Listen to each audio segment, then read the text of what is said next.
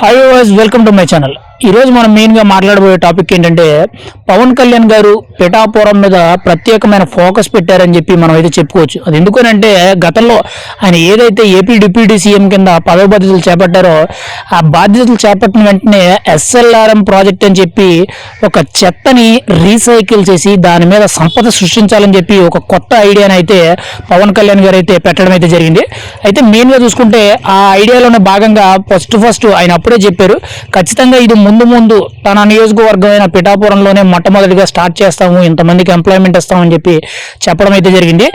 ఆ మాటలోనే భాగంగా ఈరోజు పవన్ కళ్యాణ్ గారు అయితే మెయిన్గా చూసుకుంటే ఈ ఎస్ఎల్ఆర్ఎం ప్రాజెక్ట్ ఏదైతే ఉందో దానికి సంబంధించిన పనులే కానీ స్టార్ట్ చేయడం అయితే జరిగింది. ఈరోజు దాదాపుగా 250 మందికి పైచిలుగ్గా ఎంప్లాయీస్ని పెట్టి దాదాపు ఈ ఎస్ఎల్ఆర్ఎం ప్రాజెక్టుతో ఏదైతే ఉందో పిఠాపురం నియోజకవర్గంలో మొత్తం ఉదయం సాయంత్రం 2 పూట్ల కలుపుకొని దాదాపుగా చుట్టుపక్కల ఉన్న ఏదైతే ఇళ్ల దగ్గర నుండి చెత్త సమీకరణ చేసి ఆ చెత్తలో వేస్టేజ్ అంతా పక్కకు పెట్టి అందులో పనికొచ్చే ఏదైతే ప్లాస్టిక్ ఇవన్నీ ఉంటాయో వాటన్నిటిని కూడా రీసైకిల్ చేసి దాని నుంచి సంపద సృష్టించే విధానాన్ని పవన్ కళ్యాణ్ గారు అయితే చెప్పడం అయితే జరిగింది. దానిలో భాగంగానే ఈరోజు పిఠాపురంలో ఈ ఎస్ఎల్ఆర్ఎం ప్రాజెక్టుకి మొదటి అడుగుగా ఆల్రెడీ కొన్ని దానికి ఏవైతే రిక్షా బళ్ళు అవసరమో వాటికి కొన్ని ఏవైతే వేస్ట్ చేసుకునే టబ్బులు అవసరమో ఇవన్నీ కూడా కొంతమందిని ఎంప్లాయీస్ని కూడా నియమించడం అయితే జరిగింది.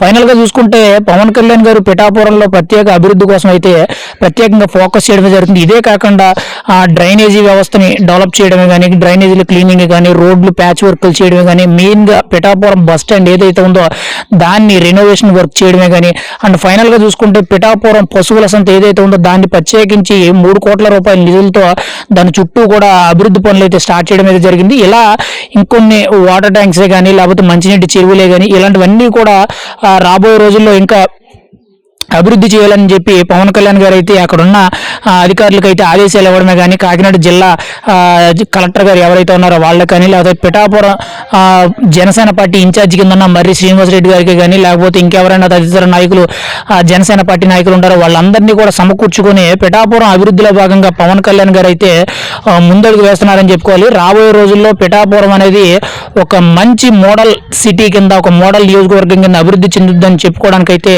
తొలి అడుగు కింద పవన్ కళ్యాణ్ గారు అయితే ఎస్ఎల్ఆర్ఎం ప్రాజెక్ట్ అయితే వేయడం అయితే జరుగుతుంది. ఖచ్చితంగా రేపటి రోజుల్లో పిఠాపురం అనేది ఒక మహర్దశ పట్టుకుందని మనం అయితే చెప్పుకోవచ్చు.